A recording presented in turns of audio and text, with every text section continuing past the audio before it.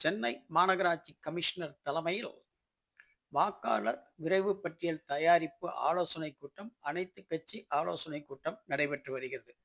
இச்சூழலில் தமிழகத்தில் 6,41,00,000 வாக்காளர்கள் இருப்பதாகவும், இதில் 6,36,00,000 பேர் விண்ணப்பங்கள் பெற்றிருப்பதாகவும், இதில் 5,18,00,000 பேர் விண்ணப்பங்களை திருப்பி சமர்ப்பித்திருப்பதாகவும், கிட்டத்தட்ட 25,72,000 பேர் உயிர் இல்லாதவர்கள் என்றும் இறந்தவர்கள் என்றும், 3,32,000 பேர் ஒன்றுக்கு மேற்பட்ட இடங்களில் வசிப்பதாகவும், 39,27,000 பேர் இடம்பெயர்ந்தவர்கள் என்றும், 8,95,000 பேர் தொடர்பு கொள்ள முடியாத நிலையில் இருப்பதாகவும் கணக்கிட்டு மொத்தம் 77 லட்சம் வாக்காளர்கள் வாக்காளர் பட்டியலிருந்து நீக்க வாய்ப்பு இருப்பதாகவும், இதில் சென்னையில் மட்டும் 10,40,000 பேர் நீக்க வாய்ப்புள்ளதாகவும் செய்திகள் தெரிவிக்கின்றன.